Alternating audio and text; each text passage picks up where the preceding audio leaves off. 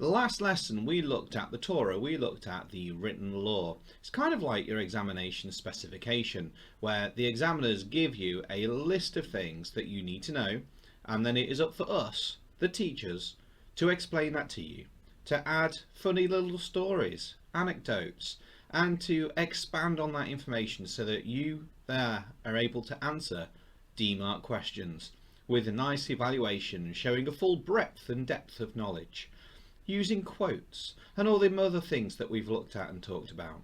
You see, examinations are far more than just the specification. And that the Jewish law is far more than just the 613 mitzvot in the Torah or the rest of the Tanakh.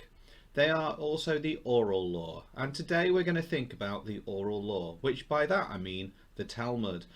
Okay, so with no further ado, go and grab a pen and paper, and here is our cheesy intro music.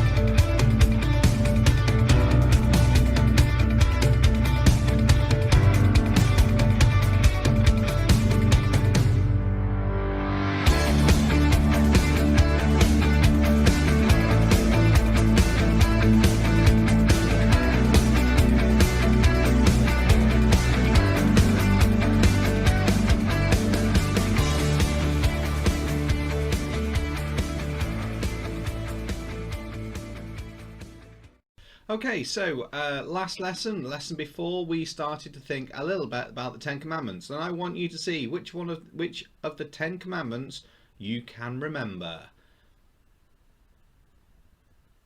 Pause me if you need to.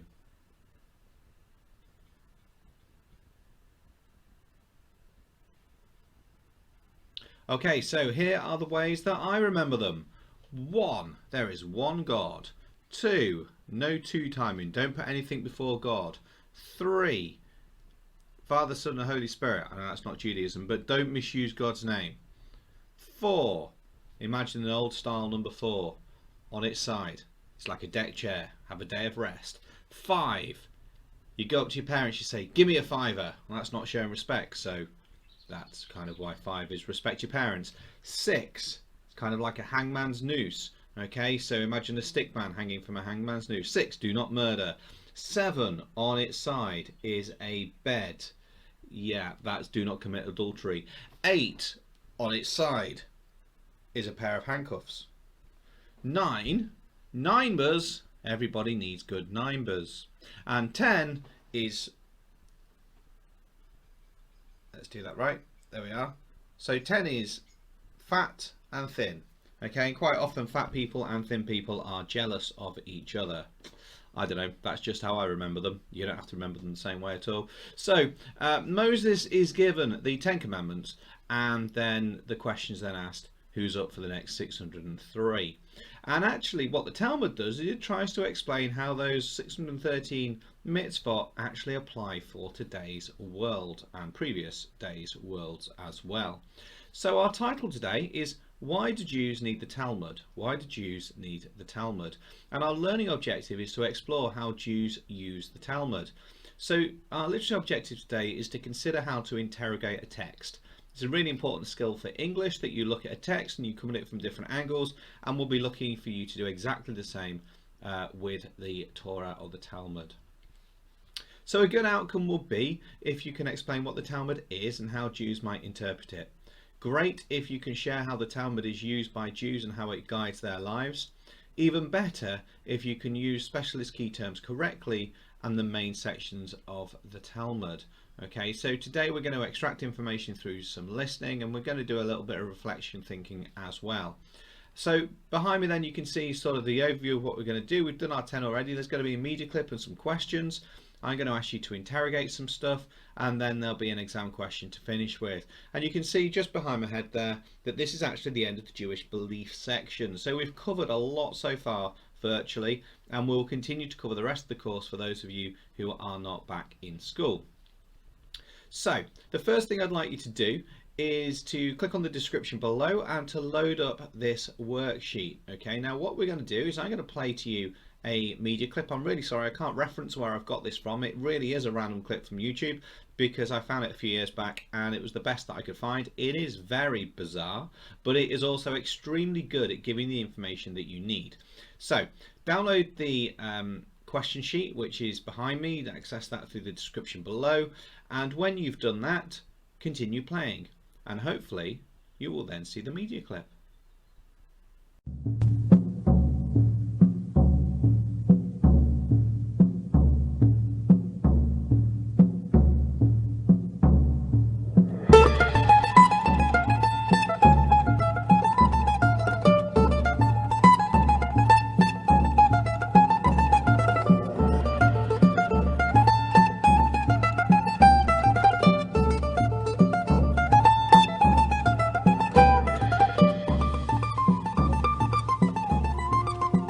Listen to this. Two chimney sweeps come out of a chimney.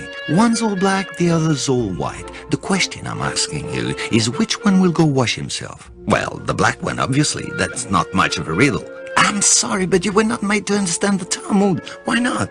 You're not thinking the one who came out black sees that the other came out white, so naturally he believes he too is clean and white, whereas the one who came out white sees that the other is black, so he believes he must be just as black himself. You mean that the white one will go take a bath, not the black one? No, you're still not thinking. The white one who thinks is black sees a black one who thinks is white, whereas the black one sees a white one who thinks is black. In that case, then neither of them take a bath. Why shouldn't both of them go take a bath?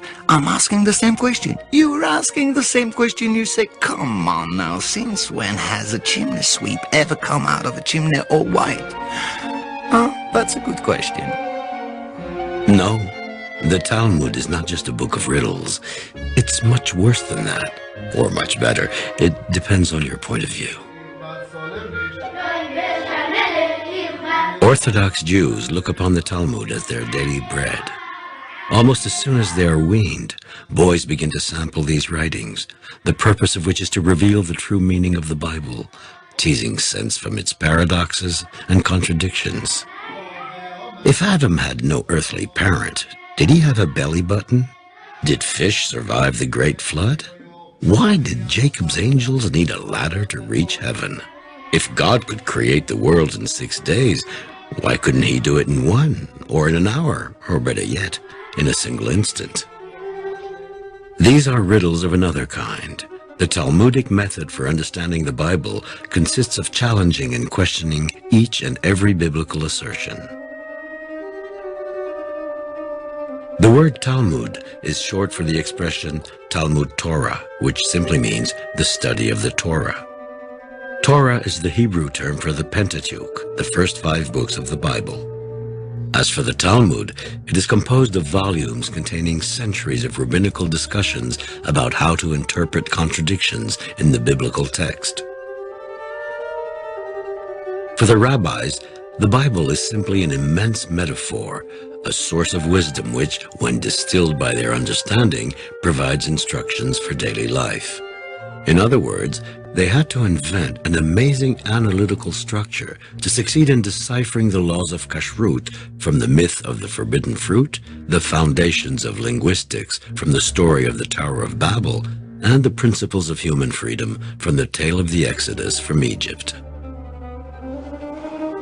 Without the Torah, there would be no Talmud. But without the Talmud, the Torah would be mysterious indeed. In the synagogue, it is customary to open the Torah scrolls 3 times a week and to bring the biblical text to life by reading them.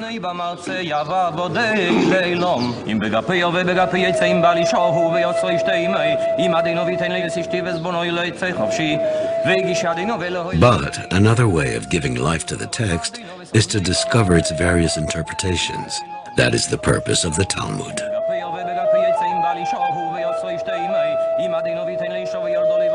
For centuries, sages have been adding written interpretations to the Talmud.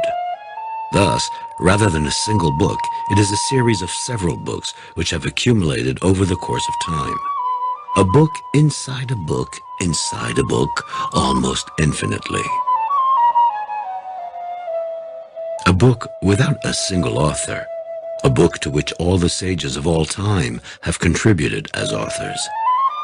Every field of human knowledge is covered, for the Torah itself encompasses them all, though that may not immediately be apparent to the reader. The Talmud says, "My teaching is like the sea. To learn to swim, you must dive in."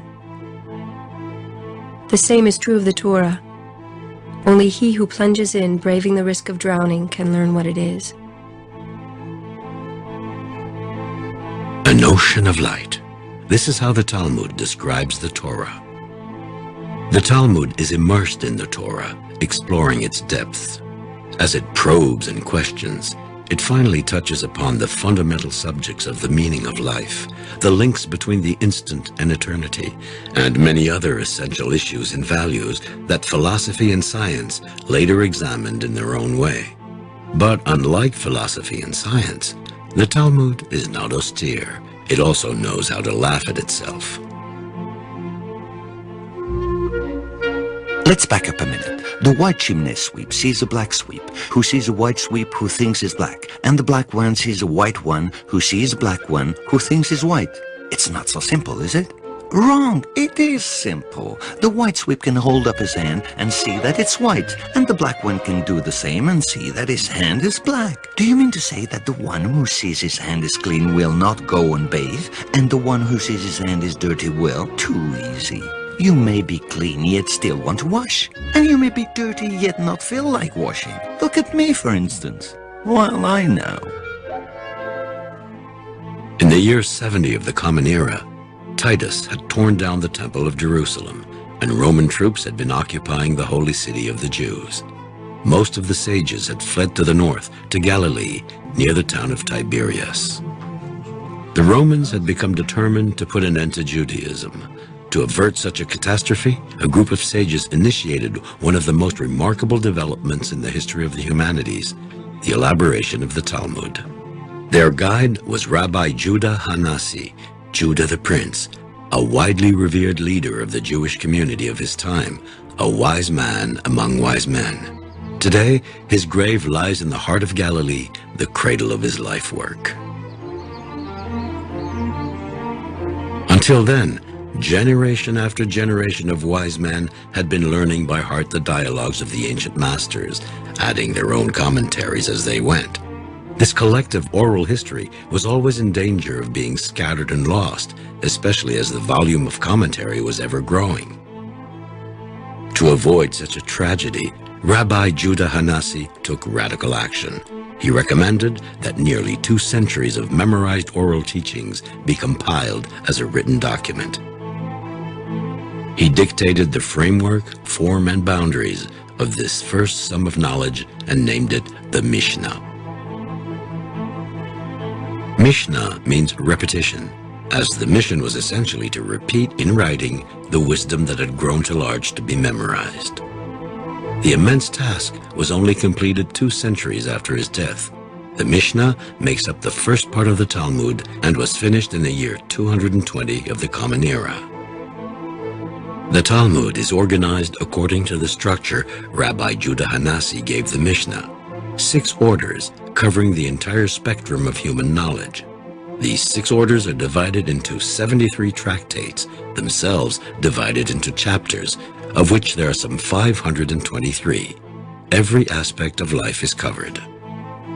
God made the world in 6 days, and Rabbi Judah sorted it into 6 orders. 6 orders like the 6 cardinal directions. 6 orders of creation. 6 orders which distill all the knowledge ever conceived by the human mind. In 6 orders, the Talmud is an endeavor to encompass all that is knowable, just as 6 directions define the boundaries of the cosmos. 6 manuscripts became the basis for the laws and customs of the Jewish people. 6 orders which offer nothing less than a user's manual for life in the world. Zeraim, the order of seeds, wherein the laws of germination and thus the principles of vitality in all its forms are discussed. Moed, the order of festivals, wherein the laws of time, the calendar, the Sabbath, and other ceremonies are discussed. Nashim, the order of women or wives, concerns the laws governing matrimony, family life, and society in general.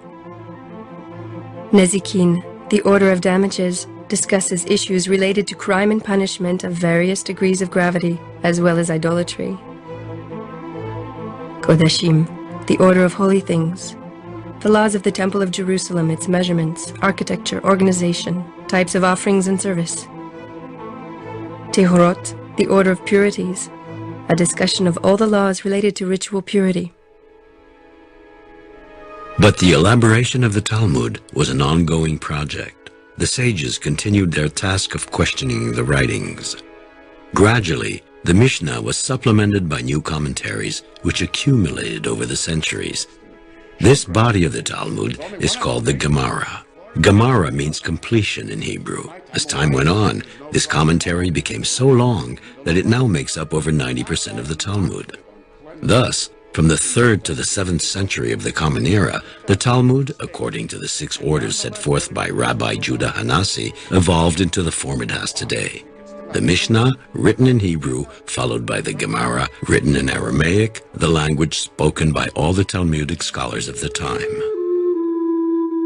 Okay, so welcome back. So what we've said is a good outcome if you explain what the Talmud is and how Jews may interpret it, and hopefully now you've got some ideas about what the Talmud is. It's an explanation of the Torah, and a great outcome would be if you can share how the Talmud is used by Jews and how it guides their lives. So again, maybe you started to get the idea now that the Talmud is there to try and help identify some of the things that Jews try to live with day by day. So we've done our 10, we've done our media club questions, and now we're going to just get a little bit more information. So again, back in that description, hopefully the tab's still loaded in another window, you'll find another sheet on the Talmud there. Now you'll see that there's a few different versions of that. There's a really challenging version, there's one that's more straightforward, and there's one with a little bit more support there. I'd like you to read over it, and I'd like you to extract 5 or 6 key points. So you're going to identify which bits you think are the most important, and I'd like you to come up with 5 or 6 more points about the Talmud there. So read that over and then come back. So we're now going to have a quick look at this mitzvah and see how the Talmud might approach this. Now, the law is taken from the book of Deuteronomy, chapter 24, verse 6, and it is this: not to take in pledge utensils used in preparing food. Not to take in pledge utensils preparing food. That's the Torah rule. So the first thing then that we need to do is we need to understand what is this law about. So let's write that law down in your books now in the middle of your page.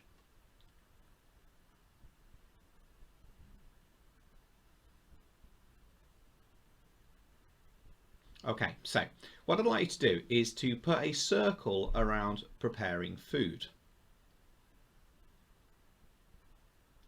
Okay, so preparing food, you're going to need to think about what does that mean? And basically you're going to be writing some questions around that circle about what preparing food could be. Is it, for example, preparing food for animals? Is it preparing food for people? Is it preparing food for yourself? And what the Talmud seeks to do is to explain that particular element of that verse.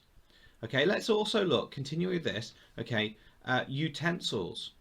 So write down now what you understand by the term utensil. Again, pause this clip now to do that and then come back to me.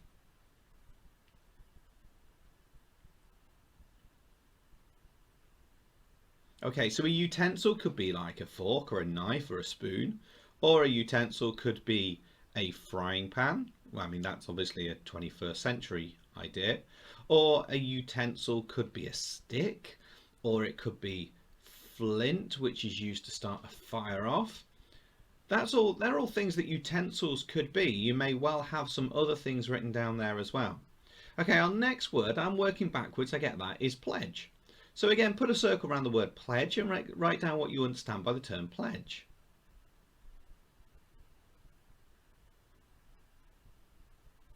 Okay, so a pledge was, can I borrow this from you and I will give you this until I return it.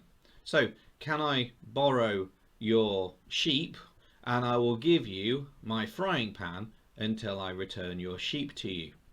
Okay, a little bit of an extreme example, but that's what a pledge is. If can I do this and you can have this on loan? You can have this and to prove that I'm going to give you it back. Now, that's what a pledge is. But here you can see that you can't pledge kitchen utensils or any other form of utensils that are used to prepare food. And then obviously we need to understand what preparing food is. Now the first part is not to take. Okay, so does that put the onus on the person who's being pledged or the pledger, if you're with me? Does that take the onus on the person who's pledging it or on the person who is the person who's loaning the thing that's being pledged? So this is basically what the Talmud seeks to do. It seeks to explain what each particular law means and how that looks for today. Okay, so what I'd like you to do now is, taking the principle we've just discussed, is to go and look at two more mitzvot which we have already looked at in our time together. So though it might be, for example, do not murder or keep the Sabbath day holy. Either way, I'd like you now to look back at the mitzvot lesson, look back at the Torah lesson, look at the Jewish laws we've already looked at, choose two of them, and explain what those laws mean in your own words, create an example of how they affect Jews today, and comment about what would the world be like if everyone followed those rules. And I'd like you to interrogate that like we've just done with that previous law. Not to take a pledge utensils in preparing food, not to take in pledge utensils used in preparing food. And if you can do that, what you've just done there, with these two, that's a long way ahead of what the Talmud was used for. So just give that a go now and then come back to me. Okay, so our learning objective today was to explore how Jews used the Talmud. We said a good outcome would be if you could explain what the Talmud was and how Jews interpret it. Hopefully we've got that now. A great outcome if you could share how the Talmud's used by Jews and how it guides their lives. Again, hopefully we're well on the way of doing that. And even better if we can use some specialist key terms correctly. So we've covered our 10, our media clip and our interrogate, and now we're going to be looking at our exam question. So this is the big one, the one that you get to show off your knowledge and understanding and evaluation skills. AQA are helpful that they give you a suggested structure. Remember, you only have 12 minutes to give this a go. I would use FARM, for, against, rebuttal and my opinion. And for and against and rebuttal, I'd certainly be using point, evidence, explanation and link. Remember though, for the my opinion, your opinion isn't your own opinion. It's the argument that you think is the strongest in your opinion of the ones already given. Also try and use at least one quote from the for and against paragraphs. That's evidence to support your arguments. It could be the Tanakh teaches that and a quote, or the Bible teaches that and a quote, depending if you're doing Judaism or Christianity. Remember to try and use denominational differences if you're able to, and use a quote which is explained fully. Try and do that, as I said, for and against and rebuttal. So give yourself a go now and give yourself 12 minutes to do it, and then come back to me. So pause me now.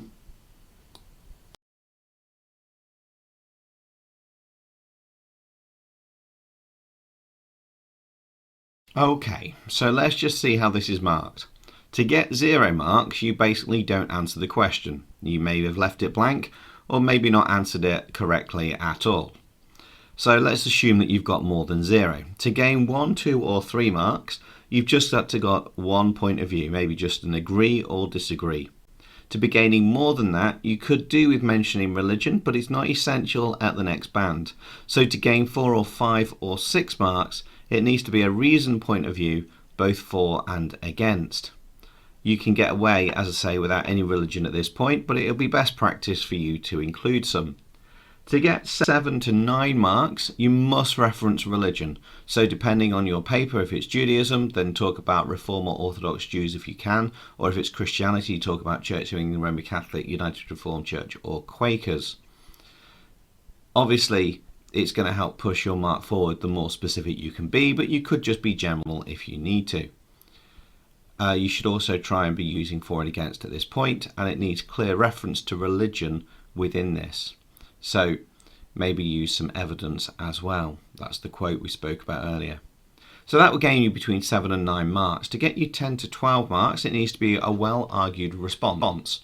The board say it needs to be a reasoned consideration of different points of view, logical change of judgments. So that's basically a point, evidence, explanation, link, paragraph of for and against, and a rebuttal, that's a third point of view, and then your opinion, which is some sort of conclusion showing evaluation of the points already stated rather than what you think. It needs to have religion throughout it and quotes as well. So what I'd like you to do now is give yourself a mark out of 12 and set yourself a target of how to improve. So pause me now while you do that.